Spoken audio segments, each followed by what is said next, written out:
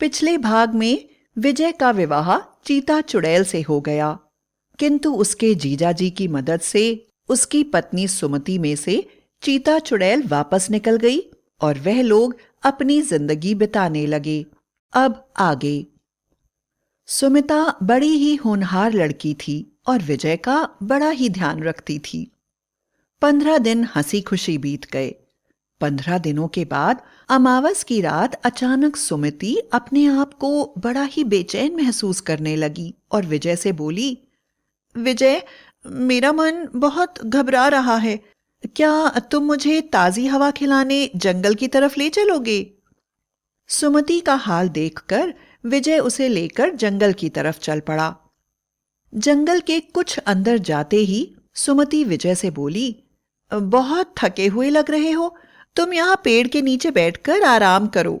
मैं जंगल के चप्पे चप्पे को जानती हूँ और 5 मिनट में इधर उधर ताजी हवा में घूमकर वापस आ जाती हूँ।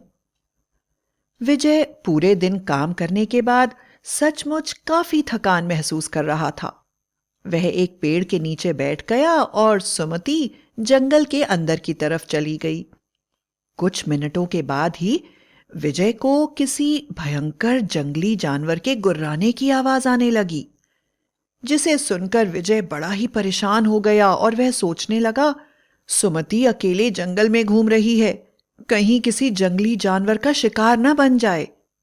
वह जोर से बोला, सुमति, सुमति, तुम कहाँ हो? बहुत डर लग रहा है, लगता है आसपास कोई जंगली जानवर है, तुम जल्दी से मेरे पास आ जाओ, अब हमें घर लौट जाना चाहिए।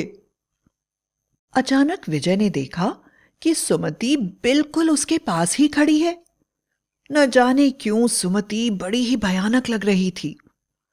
अमावस होने के कारण गहरा अंधेरा था और अंधेरे में सुमति की आंखें बड़ी ही भयानक तरह से चमक रही थीं। वह विजय से बोली, चलो विजय, देर मत करो, मुझे भी बड़ी थकान लग रही है। उसने विजय का हाथ पकड़ लिया। विजय को महसूस हुआ कि सुमति के हाथ में कुछ गीली चीज लगी हुई थी, जो उसके हाथ से विजय के हाथ में भी लग गई। तभी सुमति बोली, विजय, तुम बहुत अच्छे हो, मैं तुम्हें पाकर बहुत खुश हूं। मुझे पूरा विश्वास है कि तुम मुझे कभी नहीं छोड़ोगे। मैं सारी जिंदगी तुम्हारे प्यार के साथ बिता देना चाहती हूं। विजय सुमति की बातों में पूरी तरह से डूब गया और प्यार से बोला, सुमति, तुम बिल्कुल भी चिंता मत करो, मैं हमेशा तुम्हारे साथ हूं। घर पहुंचकर विजय ने सुमति से कहा, सुमति, मैं बड़ा थका हुआ हूं और सोना चाहता हूं। सुमति बोली, ठीक है विजय, मैं नहाकर सोऊंगी। विजय सो गया। अगले दिन जब विजय की आंख खुली तो उसने देखा सुमति नाश्ता तैयार कर रही थी।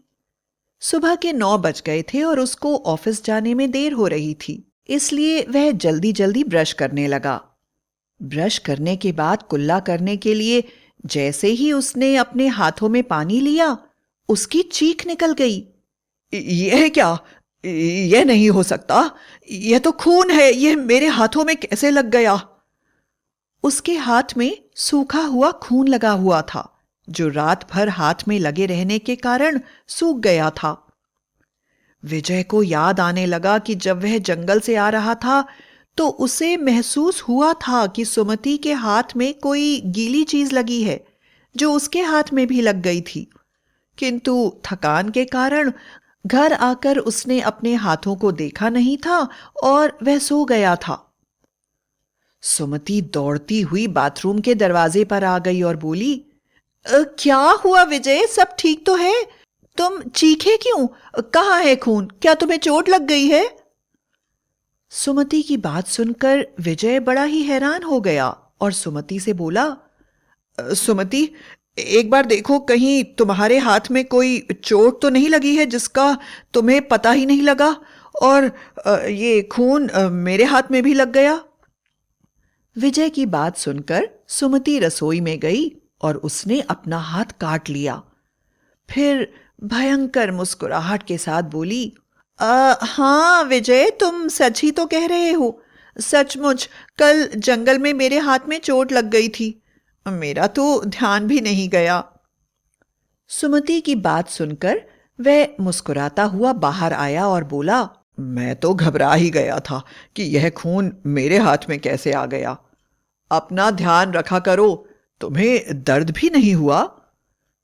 सुमति हंसते हुए बोली, तुम्हारा हाथ पकड़ते ही मेरा सारा दर्द छूमंतर हो गया। तुम्हारा प्यार ज्यादा शक्तिशाली है। सुमति उसे नाश्ता देते हुए बोली, विजय, तुम्हें आलू के पराठे बहुत अच्छे लगते हैं ना? खाओ।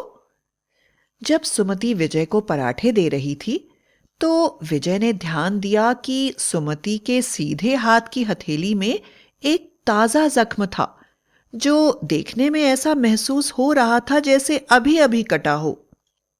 जख्म की तरफ देखते हुए विजय बोला, अच्छा, काफी गहरा कट गया है। मुझे देर हो रही है इसलिए मैं तो निकल रहा हूं, लेकिन तुम अपनी पट्टी जरूर करवा लेना वरना इन्फेक्शन हो सकता है। सुमति हंसते हुए बोली, अरे बाबा, तुम ऑफिस जाओ, मैं वैद्य जी से कहकर पट्टी करवाती हूं। विजय बोला, नहीं, मैं जाते जाते वैद्य से कहता जाऊंगा, वह आकर तुम्हारी पट्टी बांध देंगे। विजय रास्ते में सुमति के बारे में सोचने लगा। वह सोच रहा था कि सुमति उसका कितना ध्यान रखती है। पहले किस तरह वह चीता चुड़ैल के चंगुल में फंसी हुई थी और लोगों का शिकार करती थी। उसका जीवन कितना नर्क बन गया था। लेकिन अचानक वह जोर से चौंक गया क्योंकि उसे याद आया कि चोट सुमति के सीधे हाथ में लगी थी, जबकि सुमति का वह बायां हाथ पकड़कर जंगल से बाहर आया था। उसने फिर सोचा, रात की लगी हुई चोट सुबह इतनी ताजा कैसे हो सकती है? खून अभी तक बह रहा था। कहीं सुमति के अंदर चीता चुड़ैल का प्रवेश फिर से तो नहीं हो गया? लेकिन फिर उसने अपने मन को समझाया कि नहीं, ऐसा नहीं हो सकता। अगर ऐसा होता तो सुमति उसके साथ इतना प्यार भरा व्यवहार कैसे करती? मैं बेकार में ही ऐसी बातें सोच रहा हूं। हो सकता है वह मेरी दाईं तरफ ही हो।